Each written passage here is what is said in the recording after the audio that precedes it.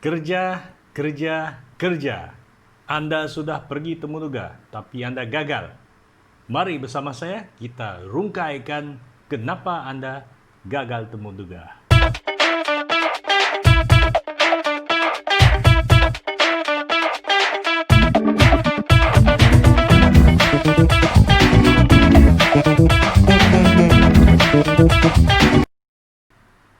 Baik, tuan-puan dan puan-puan, sebelum kita pergi lanjut kepada sesiapa yang belum lagi subscribe kepada channel Supermat Sharing ini, silakan tekan butang merah subscribe di bawah tu dan juga tekan tombol loceng ya untuk semua notifikasi supaya anda dapat mengikuti semua video yang akan saya buat dan yang saya akan buat naikkan ke dalam channel ini. Kepada yang sudah subscribe, terima kasih. Thank you very much. Semoga anda semua menerima manfaat daripada video yang saya buat ini. Kita berkongsikan 10 tips ataupun 10 punca kenapa anda gagal temuduga. Okey. Temuduga merupakan satu proses tapisan yang terakhir bagi diri anda sebelum anda ditawarkan pekerjaan. Jadi anda pastikan anda buat persediaan yang sangat rapi kerana anda perlu bersaing dengan calon-calon yang lain dalam beribu-ribu orang, bukannya 10 orang, beribu-ribu orang. Kalau anda pergi ke temuduga dalam sektor awam ni, dalam sekali masa, dalam satu masa anda perlu berhadapan dengan ramai orang. Maksudnya anda perlu bersaing dengan ramai calon. Jadi anda perlulah buat yang terbaik, ya. Yang pertama, kenapa anda gagal temuduga? Yang pertama, anda tidak minat. Anda tidak minat terhadap jawatan tersebut. Sekiranya anda tidak minat dalam jawatan tersebut ataupun pekerjaan tersebut, tak perlulah anda mohon. Ya, saya ingati, jangan mohon. Anda carilah peluang pekerjaan ataupun jawatan yang anda minat. Sebab bila anda ada minat, usaha akan pastinya bersama-sama dengan minat anda tersebut. Usaha anda akan secara otomatisnya ia akan menjadi berlipat kali ganda bersama dengan minat anda tersebut. Jadi anda pasti akan berjaya sekiranya anda minat dalam sesuatu bidang pekerjaan. Dan anda perlu tunjukkan usaha anda 100%, bukannya 50% minat terhadap pekerjaan tersebut ataupun jawatan tersebut, bukannya 90%. Anda perlu minat 100% dalam jawatan tersebut dan anda akan berusaha sesungguhnya untuk mendapatkannya. Yang kedua, kurang yakin. Kurang yakin ini juga merupakan punca anda gagal temuduga. Kerana bila anda kurang yakin pada diri anda sendiri, anda akan tidak bersedia. Seperti dalam video yang lepas saya telah berkongsikan, sekiranya kita tidak bersedia sepenuhnya, kita tak akan menjadi yakin. Kita tidak akan yakin pada diri kita sendiri. Kita tak percaya kepada kebolehan kita sendiri untuk menggalas tanggungjawab untuk memegang sesuatu jawatan. Yang ketiga, tuan-tuan, komunikasi anda lemah. Komunikasi lemah ini juga merupakan satu punca anda gagal temuduga. Kenapa? Okey. Contohnya, sekiranya anda masuk bilik temuduga tersebut, anda bagi salam pun seolah-olah macam anda berbisik pada diri anda, panel langsung tak dengar. Sehingga kan panel akan bertanya, apa yang Cik cakapkan tadi, apa yang kamu katakan tadi? Sebab kita tak dengar. Sama ada anda cakap, selamat pagi tuan, selamat pagi puan. Jadi anda perlu pastikan anda bersuara, berkomunikasi dengan berkesan. Okay. Komunikasi berkesan ni banyak, tuan-puan. Okay. Satunya, contohnya adalah komunikasi secara lisan. Yang keduanya adalah bahasa badan. Jangan anda duduk dengan tangan letak atas paha dari mula sampai akhir tak bergerak-gerak, sehingga kan kita sebagai panel yang perlu guide anda ataupun memberitahu anda body language juga bergerak.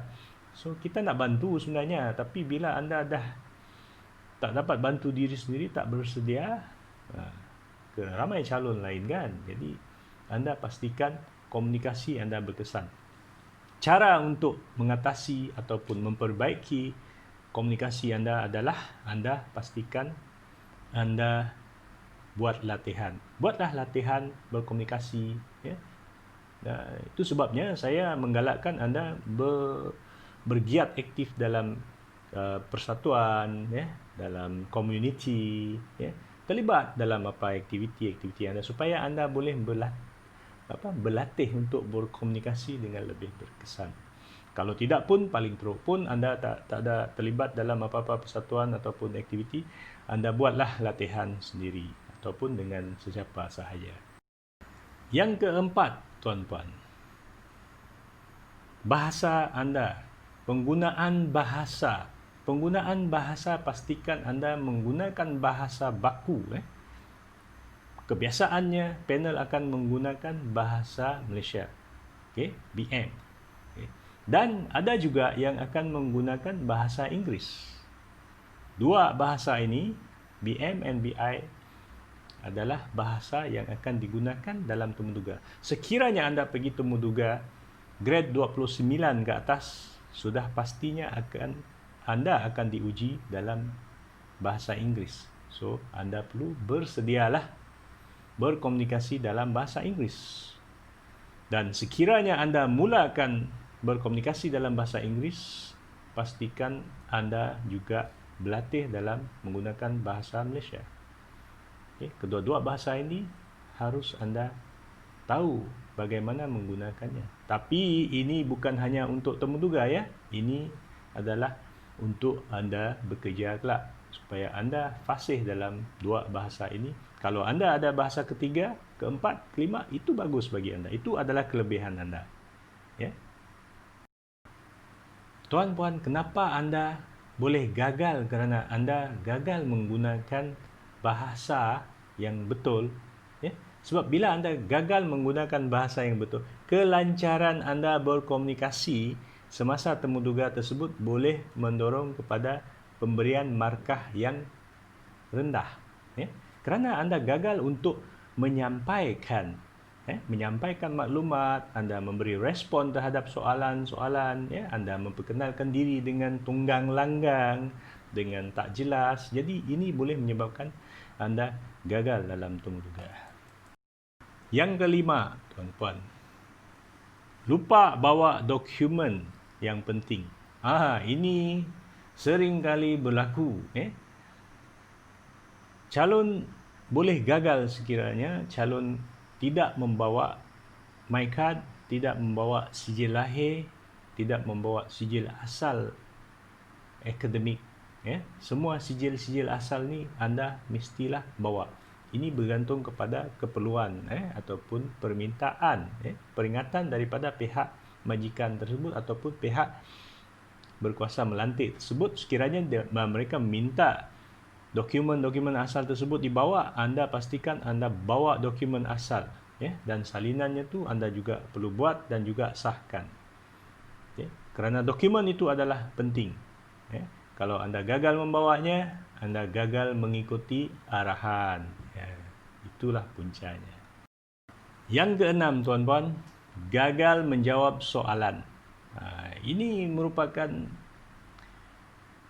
punca, boleh menjadi punca kepada kegagalan kita temuduga. Seperti saya dulu, saya gagal menjawab 3 soalan yang dikemukakan, yang diajukan oleh panel. 3 soalan tersebut saya tak boleh jawab. Panel kata, minta maaf Matthew, kamu ni nampaknya belum bersedia lagi. Itu saja daripada kami. Jadi apa yang kita nak harapkan? Satu soalan pun tak boleh jawab. Jadi kalau kita tak boleh jawab 1 atau 2 soalan daripada 10 ataupun 8 soalan, mungkin itu tidak mengganggu keputusan temuduga. Tapi kalau kita tak boleh menjawab ke semua soalan tu, minta maaf, bermaknanya kita belum bersedia ataupun mungkin kita tak minat dengan jawatan tersebut, kita tak tunjukkan usaha. So, maaflah. Jadi, tipsnya di sini, tuan-puan. Bila anda risau dengan tidak dapat menjawab soalan tu, pastikan anda buatlah persediaan, buat banyak kajian, buat persediaan, buat bacaan, buat kajian, pergi ke jabatan tersebut, buat pertanyaan, masuk dalam portal, baca buku berkaitan, buku baca akta apa semuanya. Dan tipsnya di sini adalah jawab sebelum anda ditanya soalan. Yang ketujuh, calon lain lebih sesuai dan lebih layak dan lebih hebat daripada anda. Itu juga merupakan punca kita gagal temuduga. Yang menyebabkan kita gagal temuduga adalah bukan panel, tapi diri kita sebagai calon. Kalau kita minat dalam jawatan tersebut ataupun dalam pekerjaan tersebut, sudah pastinya kita akan berusaha sedaya upaya untuk membuat persediaan. Kita berusaha untuk menjadi yang terbaik antara semua calon. Jadi itu adalah tipsnya, pastikan kita bersedia, buatlah yang terbaik, tambah baik nilai-nilai diri kita, supaya kita menjadi seorang yang berdisiplin tinggi, berpengetahuan tinggi, memiliki nilai-nilai dan sikap yang tinggi. Yang ke-8, tuan-tuan, kekosongan terhad. Kekosongan terhad ini juga merupakan punca kepada kegagalan anda dalam temuduga. Sekiranya anda pergi temuduga dan kekosongannya hanyalah satu sahaja, dan semasa temuduga tersebut ada dalam 100 orang dan ada lebih kurang 10 orang yang terbaik daripada 100 tersebut, dan semua anda yang 100 orang tu merebut satu jawatan kosong, dan anda antara yang ke nombor 9 ataupun nombor 8, maka anda akan boleh gagal. Sebab yang pertama tadi tu, yang nombor 1 tu, yang top 10 tu, number 1 of the top 10 ataupun top 100 tu, beliaulah yang akan dapat yang terbaik antara semua tu dari segi penilaian yang telah dibuat oleh panel-panel tersebut tadi, pelbagai kriteria yang telah dinilai tersebut. Anda merupakan yang nombor 5, nombor 9, nombor 10, anda pastinya tak akan berjaya. Kalau ada kuota calon simpanan, kemungkinan anda akan dimasukkan dalam calon simpanan, tapi anda tak akan dilantik. So, yang paling cemerlang tu tadi akan dilantik. Walaupun anda rasa diri anda terbaik, anda telah buat, mengikuti tips-tips yang saya telah tunjukkan, ataupun anda memang terbaik antara semua tu, anda rasa diri anda terbaik, tapi jangan lupa ada lagi calon lain yang terbaik daripada anda. Jadi itu merupakan satu daripada punca anda gagal temuduga. Yang ke-9, tuan-tuan, anda tidak bercakap benar ataupun berbohong. Jadi berbohong ataupun tidak memberi fakta yang benar juga merupakan punca anda gagal.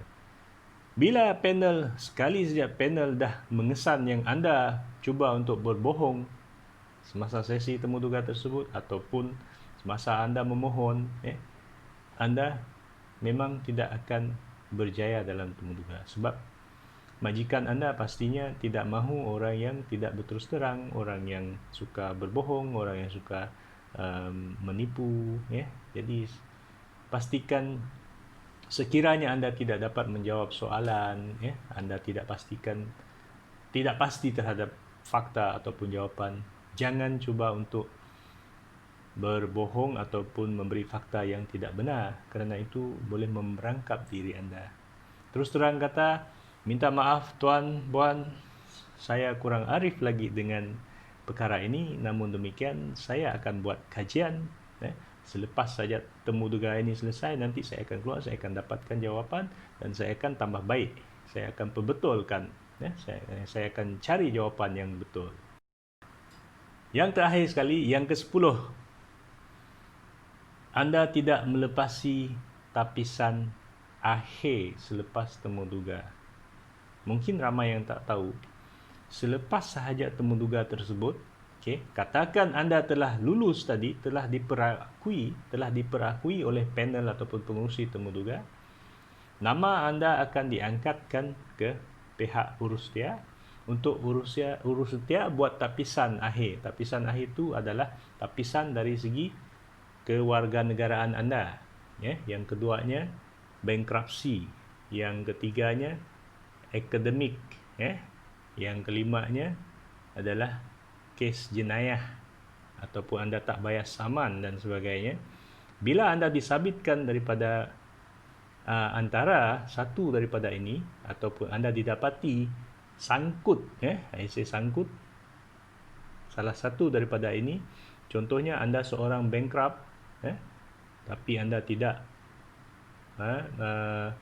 memberitahu atau tidak menyatakan dalam permohonan ataupun dalam temuduga dan sebagainya, anda dikesan anda bankrupt ataupun anda seorang yang telah disabitkan jenayah, makanya anda akan digugurkan daripada calon berjaya. Walaupun anda telah berjaya tadi, lulus masa temuduga, anda telah diperakui lulus oleh panel tadi, dan anda tak melepasi tapisan tersebut, antara satu daripadanya, anda akan digugurkan dan anda tidak akan berjaya dalam temuduga tersebut. Pendek kata, anda akan gagal dalam temuduga dan anda akan digantikan dengan calon simpanan yang teratas sekali.